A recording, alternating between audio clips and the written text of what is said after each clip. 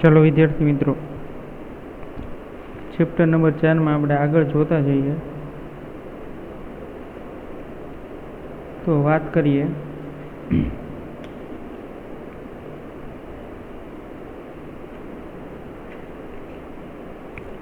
હવે સમાન અને અસમાન સદિશ કમ્પ્લીટ થયા બાદ સ્થાન અને સ્થાનાંતર સદિશ વિશેની ચર્ચા કરવાની છે। આપણે લાસ્ટ લેક્ચરમાં તમને વાત કરી હતી। ચાલો સ્થાન અને સ્થાનાંતર સદિશ તરફ આગળ વધીએ। તો શું છે સ્થાન અને સ્થાનાંતર સદિશ જોઈએ। આ 2 માર્કનો ક્વેશ્ચન છે। સ્થાન અને સ્થાનાંતર સદિશ એટલે શું સમજાવો। અને ખાસ સ્થાનાંતર સદિશ તમને આવડી જશે તો તમને આખું સ્થાન સદિશ વિશે પણ માહિતી મળી જશે। એટલે એકદમ જરૂરી છે સ્થાન સદિશ અને સ્થાનાંતર સદિશો।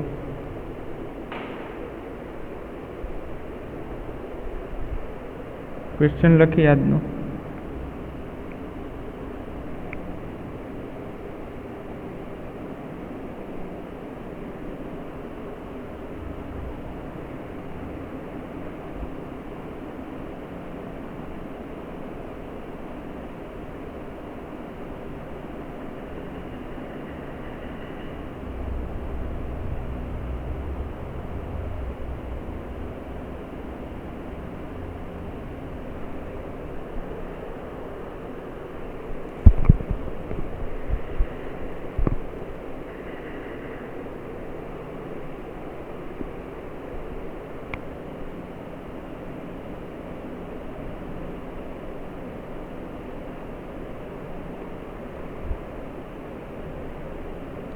સ્થાન સદિશની ડેફિનેશન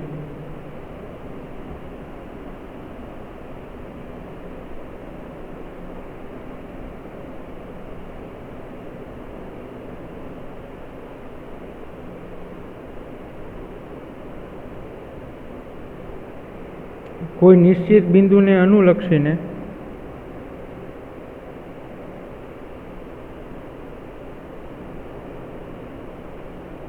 अन्य बिंदु के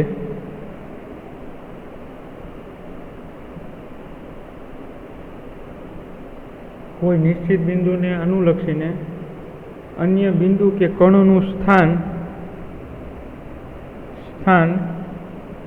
दर्शावता सदिश ने कोई निश्चित बिंदु ने अनुलक्षीने अन्य बिंदु के कणों स्थान दर्शावता सदिश ने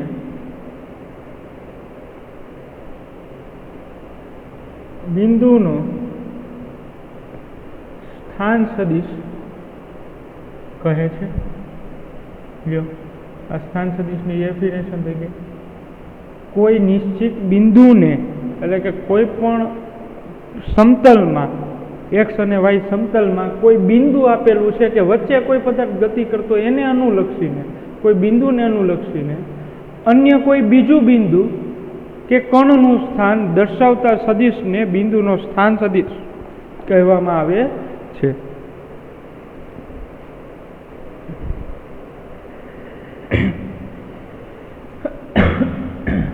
હવે આ ડેફિનેશન વિદ્યાર્થી મિત્રો થોડો ડાયાગ્રામ ઉપરથી તમને ઓવરવ્યૂ આવશે, ખ્યાલ આવશે। આ ઉગમ બિંદુ O, આ x અક્ષ,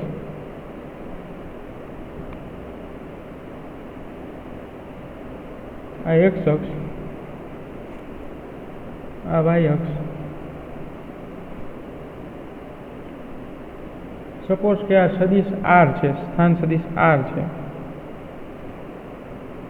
અને આ સ્થાન સદિશ કોઈ R પ્રાઇમ છે એટલે R ડેશ એવું મેં 2 સદિશો લીધા છે, R prime, R vector R અને R પ્રાઇમ। આ બિંદુનું હું P નામ આપી દઉં અને આ બિંદુનું P પ્રાઇમ આપી દઉં। તો આ બિંદુથી આ બિંદુ સુધી, એટલે P થી P ડેશ સુધી. તો નિશ્ચિત બિંદુ તરીકે સામાન્ય રીતે આપણે શું લીધું છે? ઉગમ બિંદુ લીધું છે. તો ઉગમ બિંદુ એટલે કે આ O છે, ઉગમ બિંદુ, એને મેં કોના સ્વરૂપમાં લીધું છે વિદ્યાર્થી મિત્રો? ઉગમ બિંદુને મેં કોના સ્વરૂપમાં લીધું છે? નિશ્ચિત બિંદુના સ્વરૂપમાં લીધું છે. નિશ્ચિત બિંદુ, નિશ્ચિત બિંદુ, ઉગમ બિંદુ છે નિશ્ચિત બિંદુના સ્વરૂપમાં લીધું છે. તો જો કોઈ નિશ્ચિત બિંદુ એટલે ઉગમ બિંદુ થઈ ગયું, આ ને અનુલક્ષીને અન્ય બિંદુ, તો ને અનુલક્ષીને અન્ય બિંદુ એટલે આ કોઈ P બિંદુ લીધું મેં સમતલની અંદર, P બિંદુ. તો O થી P એ એક અન્ય બિંદુ છે, નિશ્ચિત બિંદુને અનુલક્ષીને અન્ય બિંદુ છે. જો તમને આખું ક્લિયર કરાવવું એટલે વધારે મજા આવશે, પછી ટેક્સ્ટબુકમાં જોઈ લેજો. અનુલક્ષીને OP છે, રેડી? OP છે. હવે P નો T સમય સ્થાન સદિશ, P નો કોઈ T સમય સ્થાન સદિશ દર્શાવેલો છે, જેને આપણે શું કરીએ છીએ? R વડે. તો R જે છે એ શું છે? તો કે OP નો સ્થાન સદિશ, OP નો સ્થાન સદિશ. ચાલો રેડી વિદ્યાર્થી મિત્રો? સ્થાન સદિશ દર્શાવ્યો છે વેક્ટર R. તો R છે વેક્ટર, એ સ્થાન સદિશ એટલે કોઈ પણ ઉગમ બિંદુથી કોઈ બીજા બિંદુ સુધીનું અંતર, એને આપણે શું કહીએ છીએ? સ્થાન સદિશ. સ્થાન સદિશ એટલે શું કહેવાય પાછું એનું જોઈએ? સ્થાન સદિશ એટલે શું? તો કે ઉગમ બિંદુથી કોઈ સમતલમાં આવેલા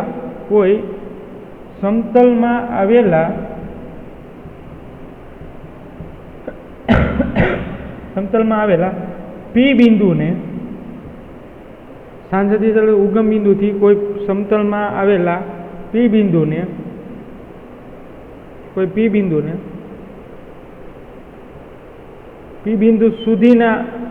સુધીના સદિશ અંતરને સ્થાન સદિશ કહેવાય છે. સ્થાન સદિશ કહેવાય છે. ચાલો રેડી વિદ્યાર્થી મિત્રો? તો સ્થાન સદિશ ક્લિયર થયું ભાઈ? આ જે R છે એ જ સ્થાન સદિશ થાય, એ જ આપણો મેઇન ટોપિક છે. ચાલો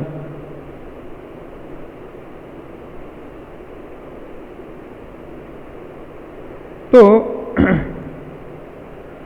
બે મેં સ્થાન સદિશ દર્શાવેલા છે, P અને P ડેશ ઉગમ બિંદુથી. તો આના માટે જે રીતે છે એ જ રીતે આના માટે થાય. તો એના માટે શું થશે? O થી P prime equal to R prime. તો આ જે છે R પ્રાઇમ છે એ કોનો સ્થાન સદિશ છે? તો કે વેક્ટર OP નો સ્થાન સદિશ વેક્ટર R થશે. શું થશે વિદ્યાર્થી મિત્રો? વેક્ટર R પ્રાઇમ થશે. સોરી, ખાલી R નહીં થાય પણ R પ્રાઇમ થશે.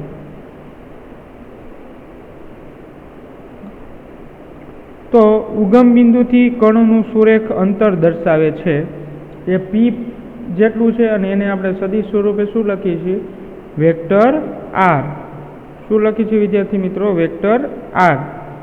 અને જ્યારે O થી P પ્રાઇમ સુધીનું ડિસ્ટન્સ છે સદિશ સ્વરૂપે, O થી P પ્રાઇમ સુધીનું સદિશ અંતર છે, એને આપણે R પ્રાઇમ વડે દર્શાવીએ છીએ. વિદ્યાર્થી મિત્રો શેના વડે દર્શાવીએ છીએ? R પ્રાઇમ વડે. સદિશ R પ્રાઇમ વડે દર્શાવાય છે.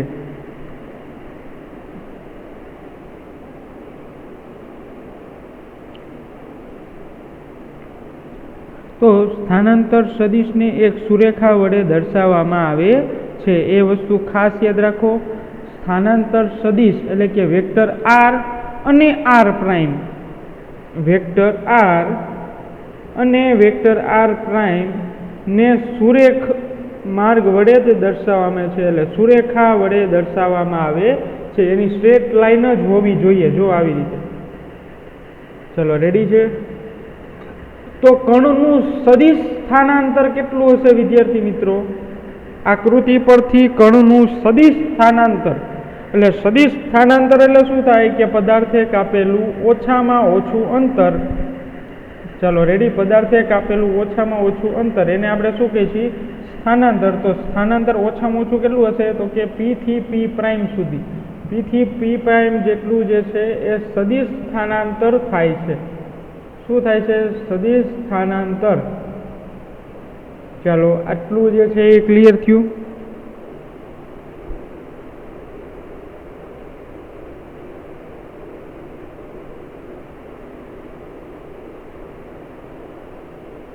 ચાલો વિદ્યાર્થી મિત્રો, આટલું ક્લિયર થયું.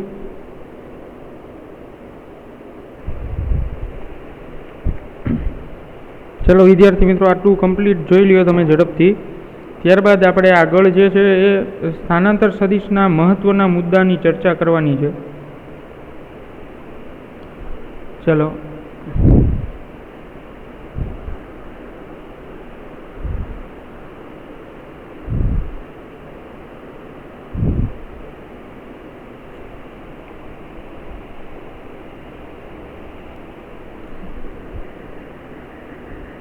ચાલો અગત્યના મુદ્દાની ચર્ચા કરી લઈએ ઝડપથી.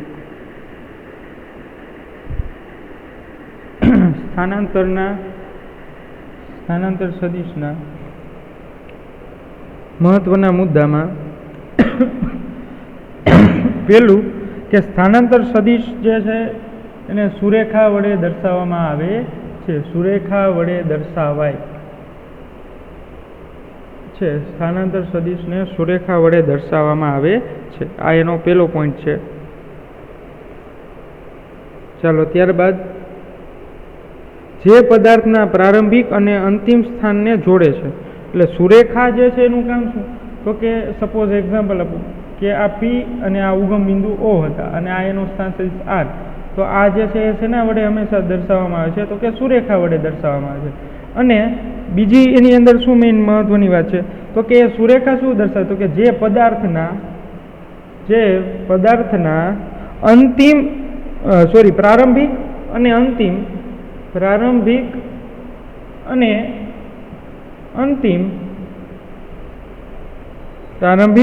અંતિમ સ્થાનને જોડે છે. તો આ પહેલો પોઈન્ટ જે છે એ ઇમ્પોર્ટન્સ થઈ ગયો ખાસ સ્થાન સદિશ અને સ્થાનાંતર સદિશ સમજવા માટે. પછી સ્થાનાંતર સદિશનો આધાર કણના ખરેખર ગતિ માર્ગ પર છે નહીં. સ્થાનાંતર સદિશનો આ લિમિટેશન થઈ ગઈ. સ્થાનાંતર સદિશનો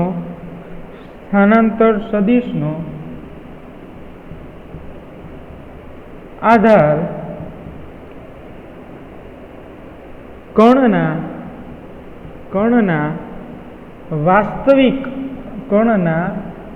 વાસ્તવિક માર્ગ પર અથવા તો વાસ્તવિક ગતિ માર્ગ પર આધારિત નથી. સમજો વિદ્યાર્થી મિત્રો, આધારિત નથી, ગતિ માર્ગ પર આધારિત નથી.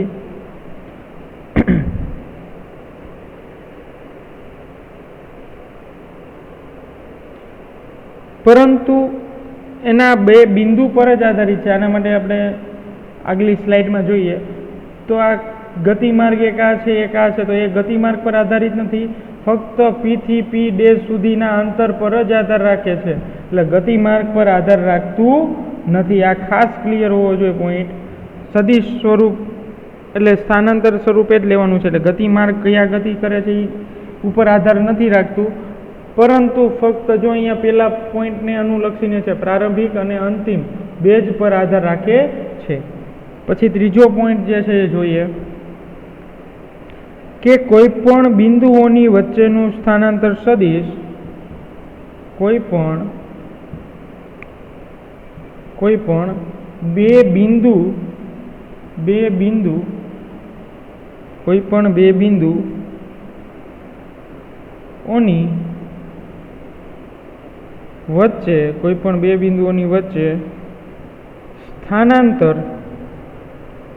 પણ બે બિંદુઓની વચ્ચે સ્થાનાંતર સદિશનું માન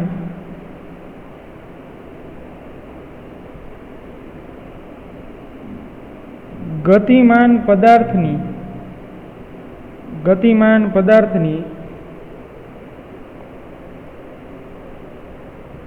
પથ લંબાઈ જેટલું અથવા તેથી ઓછું હોય છે. સદિશનું માન ગતિપથ પદાર્થની પથ લંબાઈ જેટલું અથવા તેથી ઓછું હોય છે. આ પણ પોઈન્ટ જે છે એ ખાસ ક્લિયર કરો. એનાથી વધારે થશે નહીં. ચલો રેડી છે? એનાથી વધારે થશે નહીં. તો આ થઈ ગયા સ્થાનાંતર સદિશના મહત્વના મુદ્દા. તો સ્થાનાંતર સદિશના મહત્વ મુદ્દામાં જે છે 3 મેઇન આવે છે કે સુરેખા વડે દર્શાવવામાં આવે છે, એટલે એક લાઈન વડે દર્શાવવામાં છે. હવે એ તમે કયા ગતિપથ પર જાઓ છો એના પર આધાર રાખતું નથી, એટલે કે સંરક્ષી સ્વરૂપે છે જે પદાર્થના પ્રારંભિક અને અંતિમ સ્થાનને જોડે છે. પછી સ્થાનાંતર સદિશનો આધાર એ કર્ણના વાસ્તવિક ગતિમાર્ગ પર આધારિત નથી. એની ચર્ચા આપણે પહેલા પોઈન્ટમાં થઈ ગઈ કે પ્રારંભિક અને અંતિમ માર્ગ પર જ આધારિત છે. તો એનો ગતિમાર્ગ પર આધાર નથી કે કયા ગતિમાર્ગ જાય છે, ફક્ત પહેલું બિંદુ અને અંતિમ બિંદુ. જો પહેલું બિંદુ એ જ અંતિમ બિંદુ હોય તો સ્થાન સદિશ 0 થશે. આ વસ્તુ ખાસ ક્લિયર કરો. સ્થાન સદિશ 0 થશે જો પહેલું બિંદુ એ પોઈન્ટથી ચાલુ કરીને એ પોઈન્ટ પર જ ગતિમાર્ગ હોય તો એનું સ્થાનાંતર સદિશ 0 સ્વરૂપે દર્શાવે છે, કારણ કે તફાવત કંઈ મળતો નથી. સદિશ તફાવત કંઈ મળતો નથી, એટલે સદિશ સ્થાનાંતર જે છે એનું મૂલ્ય 0 થશે. સદિશ સ્થાનાંતરનું મૂલ્ય વિદ્યાર્થી મિત્રો કેવું થશે? 0 લેવામાં આવે છે. ચલો ત્યારબાદ એના પછીનો પોઈન્ટ, એ લાસ્ટ પોઈન્ટની ચર્ચા કરી લઈએ કે કોઈ પણ બે બિંદુઓની વચ્ચે સ્થાનાંતર સદિશનું માન ગતિમાન પદાર્થની પથ લંબાઈ જેટલું અથવા તો તેથી ઓછું હોય છે. આ વસ્તુ ખાસ ક્લિયર કરો કે કોઈ પણ બે બિંદુઓની વચ્ચે સ્થાનાંતર સદિશનું માન કેટલું હોય છે? તો કે ગતિમાન પદાર્થની પથ લંબાઈ જેટલું અથવા તો એના કરતાં ઓછું હોવું જોઈએ. સપોઝ આ કોઈ એક મેં માર્ગ આપેલો છે A અને B. આ માર્ગે કોઈ પદાર્થ ગતિપથ દર્શાવેલું છે, તો આ પથ લંબાઈ થઈ ગઈ.